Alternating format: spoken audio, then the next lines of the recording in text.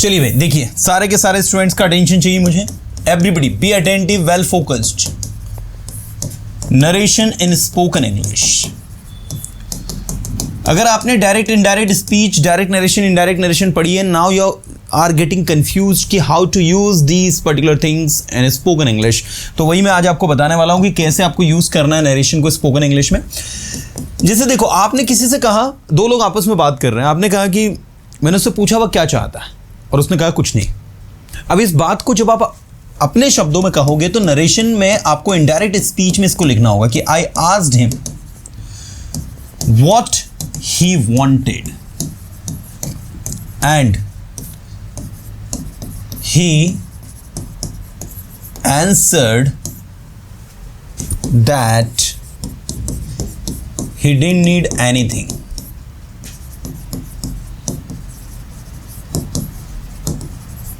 ये देखो, ये है आपका ग्रामेटिकली 100% करेक्ट। मतलब नरेशन की अगर आपको समझ है तो आप कभी भी इस तरीके के सेंटेंसेस को जब आप लिखोगे, so you are not going to make mistake. आपको तरीके पता होंगे कि भाई यहां पर व्हाट लगाया है, व्हाट से हमने सेंटेंस को कनेक्ट किया, इसलिए बनने वाला सेंटेंस भी हमारा पास्ट में बना है। इसके बाद एंड लगकर जो अगला सेंटेंस आया है वो भी पास्ट का जा रहा है। सारी सिचुएशन पास्ट की हो रही है। आस्क्ड क्यों लगाया? क्योंकि सवाल पूछा है सामने वाले ने, ठीक है, कि he asked him what he wanted and he answered that he didn't need anything, और उसने आंसर किया कि उसे कुछ नहीं चाहिए, है ना। ऐसे देखो दूसरा क्वेश्चन, रोहन आस्क्ड, रोहन ने पूछा, रोहन ने मुझसे पूछा मेरा नाम क्या है। So Rohan asked me what my name was. जबकि रोहन ने ऐसे बोला था, पता है। इसको इनडायरेक्ट में, इसको डायरेक्ट में लिखेंगे तो हम लिखेंगे Rohan said to me, Rohan ने मुझसे कहा व्हाट इज योर नेम, आपका नाम क्या है। लेकिन जब इस बात को हमने इनडायरेक्ट में चेंज किया तो रोहन सेड टू मी का हो गया आस्क्ड मी। यहां जो व्हाट है वो एज अ कनेक्टिव यूज हुआ है यहां पर, ठीक है। तो रोहन आस्क्ड मी, व्हाट के बाद सब्जेक्ट आएगा, किसके नेम की बात हो रही है, योर नेम। योर किसको बोला जा रहा है? मुझे बोला जा रहा है। तो योर नेम का माय नेम हो जाएगा और इसका वॉज हो जाएगा। तो आंसर आया Rohan asked me what my name was, और मैंने बताया कि मेरा नाम सोहन है, and I told him that my name was Sohan, ठीक है। तो that is the use of narration, कि नरेशन अगर आपको पता है तो आप कभी भी मिस्टेक नहीं करते हो। मैं उसके पास गया और मैंने उससे कहा कि उसे पढ़ाई करनी चाहिए। अब देखो, आप किसी लड़के के पास गए तो आपने कहा मैं उसके पास गया, I went to him and उसको कहा, टोल्ड हिम दैट उसे पढ़ाई करनी चाहिए, he should study. I went to him, मैं उसके पास गया, एंड टोल्ड हिम दैट, और उससे कहा कि ही शुड स्टडी, उसे पढ़ाई करनी चाहिए। रीना ने मुझे कॉल किया, रीना कॉल्ड मी, ठीक है। रीना ने मुझे कॉल किया और कहा कि आपको वहां जाना चाहिए और उसकी मदद करनी चाहिए। Reena called me and told me that मुझे वहां जाना चाहिए, I should go there, and उसकी मदद करनी चाहिए, एंड हेल्प हिम। मैंने रीना से कहा कि मैं वहां नहीं जाऊंगा क्योंकि मेरे पास टाइम नहीं है। आई रिप्लाइड रीना, और आई टोल्ड रीना दैट मैं वहां नहीं जाऊंगा, I would not go there, मैं वहां नहीं जाऊंगा, I would not go there, and मैं उसकी मदद नहीं करूंगा क्योंकि मेरे पास टाइम नहीं है, and would not help him because, ये बिकॉज या एज दोनों लिख सकते हो। एज या बिकॉज मेरे पास टाइम नहीं है, I didn't have, don't have नहीं लिखेंगे, डिडंट हैव पास्ट की बात हो रही है, आई डिडंट हैव टाइम। आप देख सकते हैं how the things are actually working. So what I am telling you कि यहां पर जो भी मैं आपसे पूछ रहा हूं, whatever I am asking you, all this things are actually being answered with this technique, you know. तो अगर आपको नरेशन की समझ है, अगर आपको स्पीच की समझ है, डायरेक्ट इनडायरेक्ट स्पीच की आपको समझ है, तो आप आसानी से इन चीज़ों को कर सकते हो। आइए मैं आपको इसका चार्ट जो है वो बना रहा हूँ। आपकी रिपोर्टेड स्पीच के ऊपर पूरा खेल है, उसके अकॉर्डिंग आप इसमें कनेक्टिव यूज़ करते हैं और उसी के अकॉर्डिंग आपकी रिपोर्टिंग वर्ब लगती है। तो ये तीन चीज़ें आपकी हैं। देखो, ये अफर्मेटिव और ये आपका क्या है, नेगेटिव। ये है आपका इंटरोगेटिव जिसमें दो चीज़ें हैं, हेल्पिंग वर्ब और दूसरा है WH। ऐसे ही मान लीजिए अगर सेंटेंस इम्पेरेटिव आ गया, इम्पेरेटिव में V1 प्लस ऑब्जेक्ट है, डोंट V1 प्लस ऑब्जेक्ट है, never plus V1 plus object है ना। ये इस तरीके से है। तो कैसे यूज़ करना है, कनेक्टिव क्या लगाना है, कनेक्टिव दैट का उपयोग करना है। अगर हेल्पिंग वर्ब वाला है तो कनेक्टिव में आप क्या लगाओगे, इफ़ और वेदर लगाओगे। इफ़ और वेदर को लगाकर सेंटेंस को अफर्मेटिव बनाना है। अगर वो WH वाला है तो WH को लगाकर सेंटेंस को आपको अफर्मेटिव बनाते हैं। तो नरेशन एक्चुअल में डिफिकल्ट नहीं है। नरेशन को प्रैक्टिकली स्पोकन इंग्लिश में अगर यूज़ करना है तो उस लेवल की प्रैक्टिस करनी होगी। ऐसे देखो, जैसे आपने किसी से कहा शी सैड प्लीज हेल्प मी। एक लड़की है, वो क्या बोल रही है, कृपया मेरी मदद करो, प्लीज हेल्प मी। तो ये जो प्लीज हेल्प मी ये क्या है, इंपेरेटिव सेंटेंस। तो इसको कैसे बनाना है, तो टू लगाकर वो आपकी फर्स्ट फॉर्म प्लस ऑब्जेक्ट लिखना है। साथ में अगर रिक्वेस्ट कर रहे हैं तो रिक्वेस्टेड, आदेश दे रहे हैं, सिंपली बोल रहे हैं तो आस्क्ड, है ना। आदेश दे रहे हैं तो ऑर्डर्ड, चेतावनी दे रहे हैं तो वार्न्ड, सलाह दे रहे हैं तो एडवाइज्ड या सजेस्टेड। जो भी आपको उसके अकॉर्डिंग यूज़ करना है वो होगा यहाँ पर। इसके अलावा यहाँ पर आपको यूज़ करना है आस्क्ड, आस्क एंड आस्क। दूसरा रिपोर्टिंग वर्ब जो है इसमें आपको सेड टू का करना है टोल्ड, ठीक है। सेज टू का आपको करना है टेल्स और सेड टू का आपको करना है टेल। गेटिंग? तो ये इस तरीके से आपका वर्क करता है। She said please help me, इसका चेंज आप जब करोगे तो मुझे बताइए क्या कर रही है, वो रिक्वेस्ट कर रही है। तो शी रिक्वेस्टेड, अब लगेगा टू, ये प्लीज हट जाएगा। हेल्प मी, मी कौन है यहाँ पर, शी है, तो इसका हो जाएगा her. She said please help me, इसका होगा इनडायरेक्ट में she requested to help her. She requested to help her मतलब उसने मदद करने के लिए निवेदन किया। रोहन करके एक लड़का है, Rohan said to us, Rohan said to us, Rohan ने हमसे कहा, क्या कहा, डोंट टच माई बैग। ये लो भाई, रोहन ने कहा मेरे बैग को मत छुओ।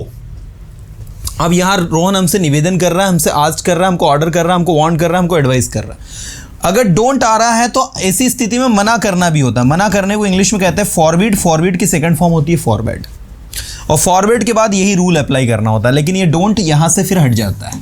ये देखो, रोहन ने हमें उसका बैग छूने से मना किया, तो रोहन फॉरबिड, ये फॉरवर्ड लगाएंगे, फॉरवर्ड के बाद अस आएगा, अस के बाद ये टू लगेगा। Rohan forward us to touch my bag का हो जाएगा his bag. Rohan forward us to touch his bag. जब हम वहां गए तो रोहन ने सबसे पहले तो कहा, हमें कहा कि मेरा don't touch my bag. When we went there firstly Rohan forward us to touch his bag. ये देखो, ये इस तरीके से बोलो। तो रोहन फॉरबिड अस, फॉरबिड मतलब मना करना, इसकी सेकंड फॉर्म हो जाएगी फॉरबिड। दूसरा आप ये भी लिख सकते हो, कोई काम करने के लिए किसी से कहते हैं तो उसके लिए आस्क लगता है। आस्क का मतलब पूछना भी होता है और कहना भी होता है। तो अगर आप आस्क लगाते हो तो ऐसी स्थिति में डोंट के लिए यूज होगा नॉट प्लस टू।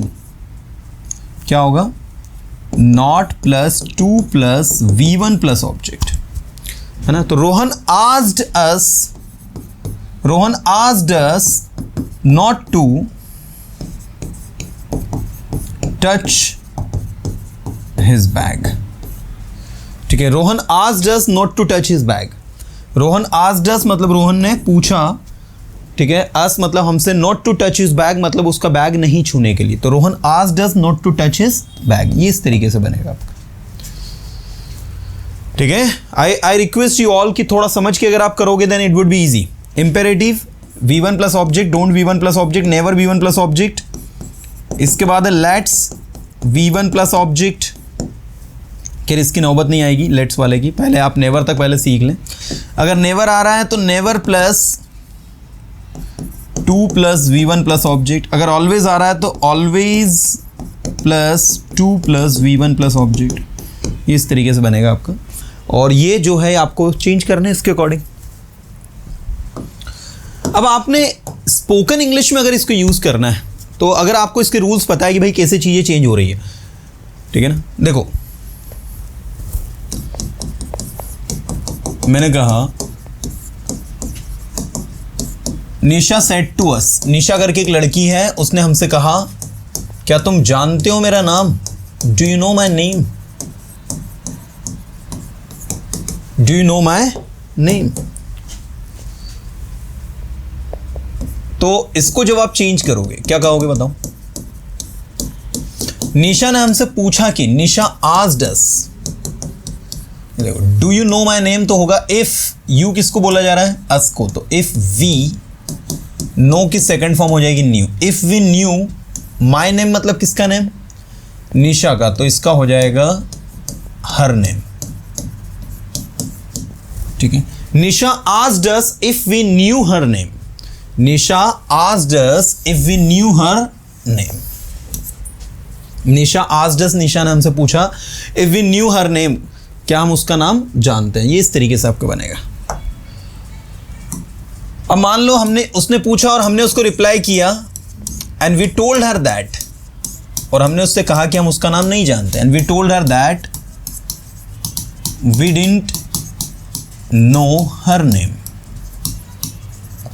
हमने बोला हम उसका नाम नहीं जानते, है ना, तो वी का वी होगा, लेकिन डू नॉट का डिड नॉट हो जाएगा। क्यों, क्योंकि यहाँ टोल्ड लिखा है।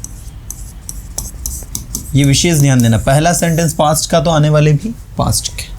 ये ग्रामर का नियम है, यदि पहला सेंटेंस पास्ट का आ रहा है तो उसको, उसके बाद आने वाला सेंटेंस जो है वो प्रेजेंट के फिर नहीं होंगे, वो भी पास्ट के होंगे।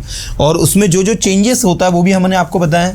अगर कैन आया तो कैन का क्या करना है, कुड। अगर मे आया तो मे का क्या करना है, माइट, है ना। अगर दिस आया तो दिस का क्या करना है, दैट।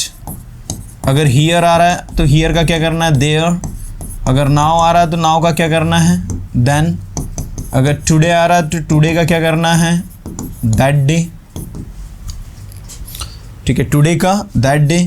ऐसे ही यस्टरडे का क्या होता है, प्रीवियस डे, है ना। टुमारो का TOMORROW, टुमारो का होता है नेक्स्ट डे।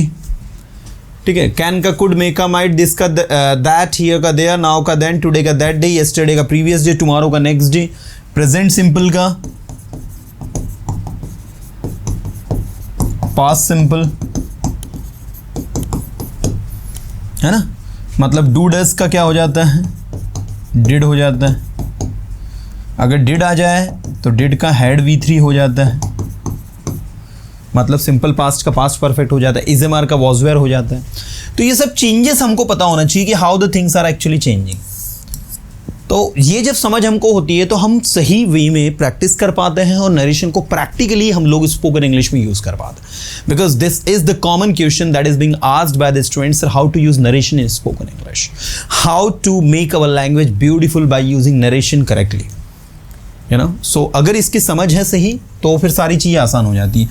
चलो अभी मैं आपको कुछ एक्सरसाइज करने के लिए दे रहा हूँ जो कि बेस्ड आपके इंपेरेटिव सेंटेंस पर है। वो तो सब मतलब उसके अंदर सारे के सारे सेंटेंसेस मैं आपको दे रहा हूँ, इंपेरेटिव भी दे रहा हूँ, इंटरोगेटिव भी दे रहा हूँ, अफर्मेटिव नेगेटिव भी दे रहा हूँ। चलिए, so ABCDEF, I have given you 6 questions and I am very much excited to know कि आप में से कितने स्टूडेंट्स जो है इसको करेक्टली कर पाते हैं। Reena said to us, never trust anyone here. Reena ने हमसे कहा कि कभी किसी पर ट्रस्ट मत करो। सबसे पहली चीज मुझे बताइए, नेवर ट्रस्ट एनीवन हियर, ये कौन सा वाला स्टेटमेंट है? तो आप कहेंगे सर ये वाला स्टेटमेंट आपका ये नेवर वाला रहा, मतलब ये इंपेरेटिव सेंटेंस वाला है। जब इंपेरेटिव सेंटेंस वाला है तो नेवर टू V1 लगेगा, इसमें दैट नहीं लगेगा। साथ ही हमको रीना रिक्वेस्ट कर रही है, आस्क कर रही है, ऑर्डर कर रही है, वांट कर रही है, एडवाइस कर रही है या फिर फॉरवर्ड कर रही है। तो हमें रीना यहाँ पर वार्निंग दे रही है कि भाई किसी पर ट्रस्ट मत करना, और साथ साथ एडवाइस भी हो सकता है, तो एडवाइस भी लिख सकते हैं। रीना एडवाइज्ड अस, क्या लिखेंगे हम? Reena advised us never to trust anyone, here का हो जाएगा देयर, ठीक है। Reena advised us never to trust anyone there, Reena ने हमको सलाह दी, Reena advised us never to trust anyone there, Reena ने हमको सलाह दी never to trust anyone there, वहां किसी पर भी ट्रस्ट नहीं करने का। So that is the right answer. इसके बाद देखो, Sohan said to them why are you not helping me. Sohan said to them का हो जाएगा सोहन आस्क्ड देम। अब चूंकि यहां पर सोहन प्रश्न कर रहा है इसलिए आस्क्ड होगा। यहां एडवाइस की जगह सजेस्टेड भी लिख सकते हो, और अगर आपने कहा कि अगर हम सर वार्न लिखे, चेतावनी दी, तो वार्न भी सही है। Reena warned us never to trust anyone there, Reena ने हमको चेतावनी दी कि वहां किसी पर ट्रस्ट नहीं करना है। तो चेतावनी देना और सलाह देना सिमिलर थोड़ा थोड़ा जा रहा है वो, इसीलिए, क्योंकि बात देखो ना, आप किसी से बोल रहे हो भाई किसी पर ट्रस्ट मत करना है, मतलब आप सामने वाले को सचेत कर रहे हो, वार्निंग दे रहे हो। दूसरा, आप उसको एडवाइस भी कर रहे हो, सलाह भी दे रहे हो। Sohan said to them why are you not helping me, तो सोहन आस्क्ड देम, वाई का वाई होगा, यू किसको बोला जा रहा है? देम को, तो इसका हो जाएगा दे, आर का हो जाएगा वर, है ना। तो Sohan asked them why they were not helping मी। कौन है यहां पर? सोहन है, तो मी का हो जाएगा हिम, ठीक है। तो Sohan asked them why they were not helping him, that is the right answer. Sohan asked them why they were not helping him. Next, they said to Sohan we have already helped you many times. They said to Sohan, उन्होंने सोहन से कहा हम आपकी कई बार पहले ही मदद कर चुके हैं। तो दे टोल्ड सोहन। अब ये सेंटेंस देखो ध्यान से, अफर्मेटिव सेंटेंस है। अफर्मेटिव सेंटेंस में सेड टू का क्या होता है? टोल्ड। इंटरोगेटिव में सेड टू का क्या होता है? आस्क्ड। इंपेरेटिव में सेड टू का क्या होता है? एडवाइस, वांट, रिक्वेस्टेड, जो भी दिया जाता है उसके अकॉर्डिंग चेंज करता है। इसमें कनेक्टिव में वाई लगता है, इसमें कनेक्टिव में नेवर के बाद टू लगा, इसमें कनेक्टिव में दैट लगेगा। भाई क्यों लगाया दैट इसमें कनेक्टिव में? देखो इन दो में दैट नहीं लगाया हमने क्योंकि इनमें लगता है, बाकी इसमें दैट क्यों लगा रहा है? बिकॉज ये सेंटेंस अफर्मेटिव है। वी कौन है? दे है, तो वी का हो जाएगा दे। प्रेजेंट परफेक्ट का past perfect, they had already helped you, किसको बोला जा रहा है? सोहन को। हेल्प्ड हिम मेनी टाइम का मेनी टाइम्स, ये इस तरीके से। So they told Sohan that they had already helped him many times. They told Sohan that, उन्होंने सोहन से कहा कि they had already helped him many times. Nisha said to them I know who you are. Nisha said to them, तो Nisha told them that I know who you are. I कौन? निशा है, तो I का हो जाएगा शी, नो की second form होगी knew, who you are, who का यू, यू किसको बोला जा रहा है? देम को, तो दे वर, आर का were. Nisha told them that she knew who they were. अब ये मत सोचना कि हु लगा है तो इंटरोगेटिव है, नहीं। आई नो अफर्मेटिव सेंटेंस है, इसीलिए उसके अकॉर्डिंग पूरा पैटर्न हमको चलाना है। तो यहां भी टोल्ड था, यहां भी टोल्ड किया, यहां भी दैट लगाया, यहां भी दैट, क्योंकि दोनों सेंटेंस अफर्मेटिव है। She said to Ravi can you guide me. अब देखो कैन यू गाइड मी कौन सा सेंटेंस है? इंटरोगेटिव है, हेल्पिंग वाला, तो कनेक्टिव में इफ और वेदर लगेगा और आस्क्ड हो जाएगा। कैसे? शी सेड टू रवि, तो आंसर आपको लिखना है शी आस्क्ड रवि। क्या आएगा? शी आस्क्ड रवि, उसने रवि से पूछा। इफ, यू किसको बोला जा रहा है? रवि को, तो यू का हो जाएगा ही, कैन का हो जाएगा could. She asked Ravi if he could guide me. कौन है यहां पर? रवि है, तो मी का हो जाएगा हिम, ठीक है। If he could guide him what to do, ये इस तरीके से आपको what to do. She asked Ravi if he could guide him what to do, that is the right answer. Sohan said to us do what you can, Sohan ने हमसे कहा करो जो आप कर सकते हो, तो सोहन ने हमको यहां पर क्या दी भाई, करो जो आप कर सकते हो। तो सोहन ने हमको सलाह दी कि करो जो आप कर सकते हो। सोहन एडवाइज्ड अस, डू का हो जाएगा to do what you can, what we can का हो जाएगा could. Sohan advised us to do what we could, Sohan advised us to do what we could. जब हम सोहन के पास गए तो सोहन ने हमको सलाह दी करने के लिए जो हम कर सकते हैं। When we went to Sohan, he advised us to do what we could. और हमने वो किया जो हम कर सकते। Then we did what we could. That is the English. So अगर आपको ये पैटर्न समझ में आ रहा है नरेशन में कि कैसे चीज़ें चेंज हो रही है, how the things are changing actually, you know, और आपको नरेशन चार्ट के थ्रू जो है चीज़ें चेंज करते आ रही हैं, then I would say you can use narration in spoken English and make a language factor. So here are the techniques actually. See, first understand कि आपकी रिपोर्टेड स्पीच क्या है, अफर्मेटिव है कि नेगेटिव है। अगर रिपोर्टेड स्पीच आपकी affirmative negative है तो कनेक्टिव में दैट लगाना, सेड टू का टोल्ड, सेज टू का टेल्स और सेड टू का टेल करना है। अगर आपकी रिपोर्टेड स्पीच इंटरोगेटिव है जिसमें सवाल पूछा गया है तो हेल्पिंग ऑफ वाला है तो इफ और वेदर को लगाकर सेंटेंस को अफर्मेटिव बनाना है। और अगर WH है तो कोई एडिशनली हेल्प आपको कनेक्टिव नहीं लगाना, वो WH वर्ड खुद जो है कनेक्टिव का काम करेगा। वाई है तो वाई लगेगा, हु है तो हु लगेगा, इसके बाद आपका वेयर है तो वेयर लगेगा, वैन है तो जो भी WH वर्ड है।